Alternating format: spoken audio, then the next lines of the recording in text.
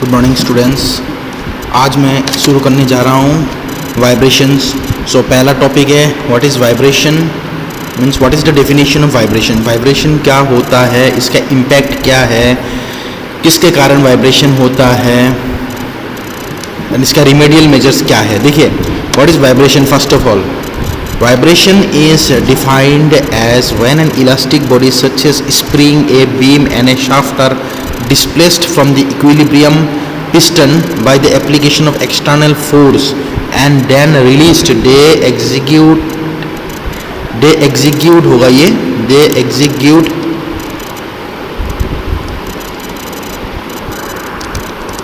execute as vibratory motion। देखिए कोई भी इलास्टिक बॉडी जैसे स्प्रिंग मान लीजिए, बीम मान लीजिए, या तो शेफ्ट जो गाड़ी में घूमते रहता है, वो क्या होगा, जो इक्विलिब्रियम पोजीशन पे रहेगा उसको अगर एक बार हम लोग एक्साइट कर देता हूँ, उसके ऊपर फोर्स लगा देता हूँ, तो ये क्या होगा, कुछ मिनटों के लिए या कुछ घंटों के लिए ये वाइब्रेट होते रहेगा।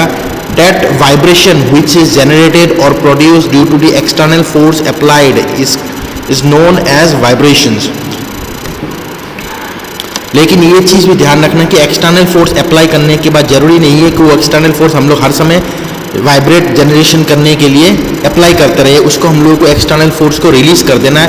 रिलीज करने के बावजूद जब एक्सटर्नल बॉडी जो है वो वाइब्रेट करते रहेगा, उसी चीज़ को हम लोग है वाइब्रेशन। वाइब्रेशन का और एक डेफिनेशन मैं बता रहा हूँ आपको। Any motion which repeats itself affect an interval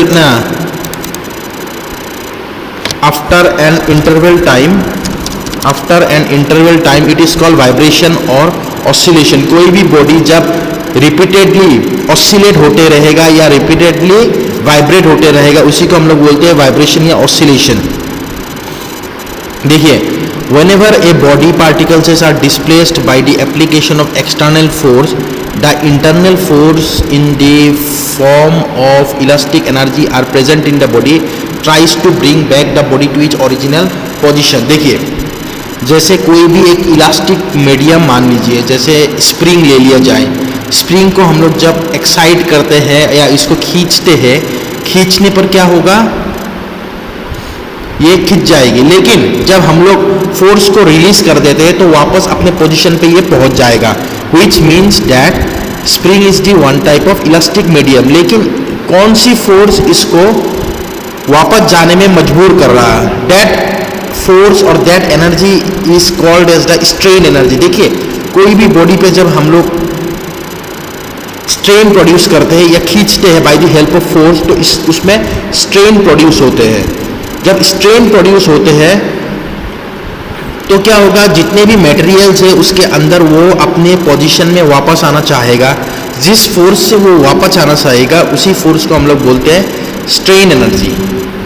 और जो एनर्जी बॉडी के अंदर स्टोर्ड रहता है वही हो गया आप लोग का स्ट्रेन एनर्जी।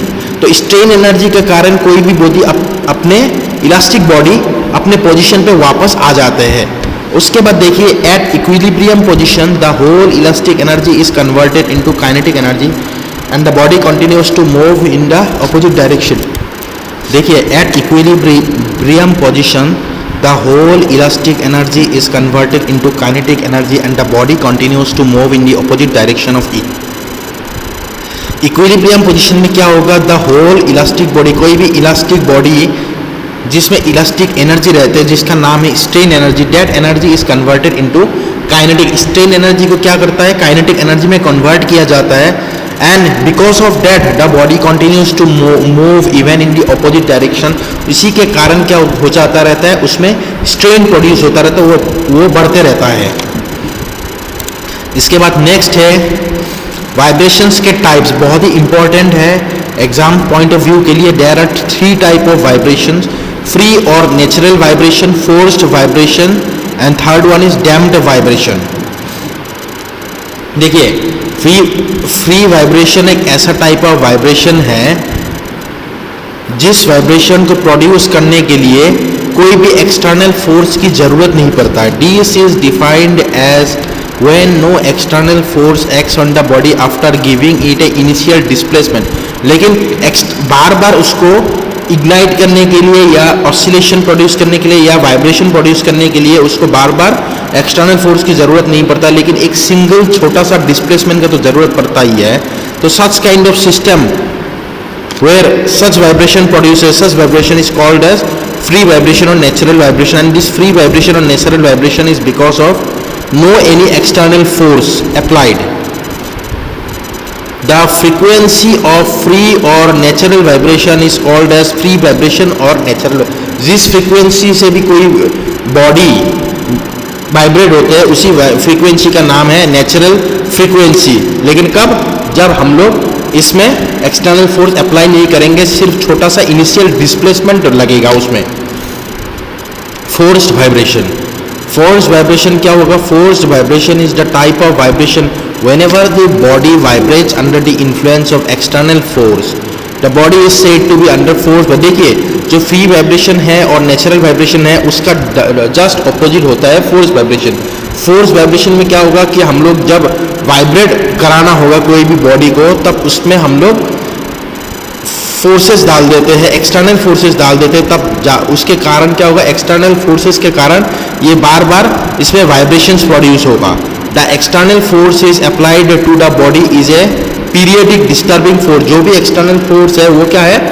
एक टाइप ऑफ डिस्टर्बिंग एलिमेंट है जिसके कारण ये वाइब्रेट होते रहेगा। लेकिन ये चीज़ भी हमें ध्यान रखना है कि फोर्स वाइब्रेशन में जो भी वाइब्रेशंस, जैसे ये आपका वाइब्रेशन है, तो वाइब्रेशन जो है इसमें आप लोग देख पा रहे हैं जो भी एम्पलीट्यूड प्रोड्यूस हो रहा है ये हर एक टाइम पे with respect to the time ये एम्पलीट्यूड क्या रहेगा? कांस्टेंट रहेगा। लेकिन उसके बाद मैं नेक्स्ट पढ़ाऊंगा डैम्प वाइब्रेशन। डैम्प वाइब्रेशन में क्या होगा? जितने भी एम्पलीट्यूड है ये डैम्प्ड हो जाएगा, मतलब कम होते जाएगा, डिक्रीज होते जाएगा। देखिए मैं अभी नेक्स्ट पढ़ाऊंगा डैम्प vibration. Whenever there is a reduction in the amplitude over every cycle of vibration, the motion is said to be damp vibration। जब कोई भी वाइब्रेशन में उसकी एम्पलीट्यूड डिक्रीज होते रहेगा या डिक्रीज कर दूंगा कोई भी डैम्पर यूज करके, तो उसी टाइप ऑफ वाइब्रेशंस को हम लोग बोलेंगे डैम्प वाइब्रेशन, जिसका एम्पलीट्यूड क्या होगा? धीरे धीरे डिक्रीज होते जाएगा। जैसे देखिए इसमें एम्पलीट्यूड सबसे ज्यादा था, कम हो गया, फिर और कम हो गया, तो धीरे धीरे कम हो रहा है। That type of vibration is called as the damped vibration. उसके बाद और 3 टाइप ऑफ वाइब्रेशन है based on the axis of vibration, जैसे longitudinal vibration, transverse vibration and torsional vibration.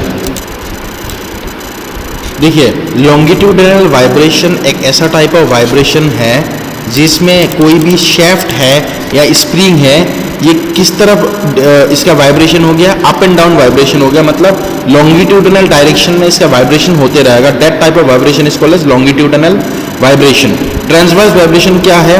जो ट्रांसवर्स डायरेक्शन में होगा, जिसका लेंथ के ऑपोजिट में, लेंथ के परपेंडिकुलर में जो वाइब्रेशन होगा, जैसे यहाँ पे लेंथ है अलोंग द वाई एक्सिस, जब ये एक्स एक्सिस के अबाउट वाइब्रेट होते रहेगा कोई भी चीज, that type of vibration is called as transverse vibration.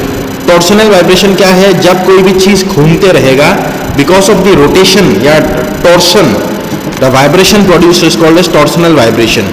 Longitudinal vibration क्या है? In this longitudinal vibration the particles of the shaft और disc move parallel to the axis of the shaft. जैसे मैंने बताया कि जितने भी पार्टिकल्स है ये parallel to the axis of the shaft, shaft के एक्सिस लॉन्गिट्यूडनल डायरेक्शन में ये वाइब्रेट होते रहेगा। In this case the shaft is elongated and shortened alternately, मतलब एक बार बढ़ेगा एक बार कम होगा, इंक्रीज डिक्रीज होते रहेगा, जिसके कारण ये वाइब्रेशंस प्रोड्यूस होगा।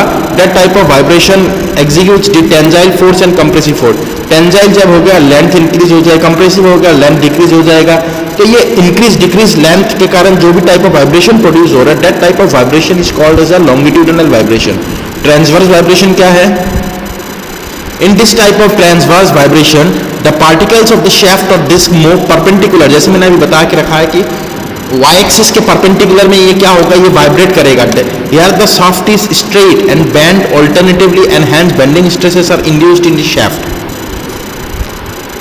परपेंडिकुलर लॉन्गिट्यूडिनल डायरेक्शन के परपेंडिकुलर में ये वाइब्रेट करते रहेगा। टॉर्सनल वाइब्रेशन क्या होता है? In this vibration the particles of the shaft और disc move in a circle about axis of the shaft. Axis of जो लॉन्गिट्यूडिनल एक्सिस है, वाई एक्सिस के अबाउट जब ये घूमते रहेगा, वाइब्रेट होता रहेगा, that type of vibration is called as torsional vibration. ये रोटेशनल वाइब्रेशन है ये।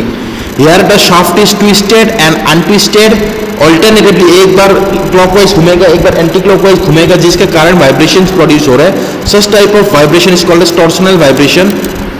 So because of this torsional vibration, the torsional shear stress is induced in the system. Okay, thank you. So ये हो गया आप लोग का वाइब्रेशंस के टाइप्स, और बहुत ही इंपॉर्टेंट है with respect to the exam point of view.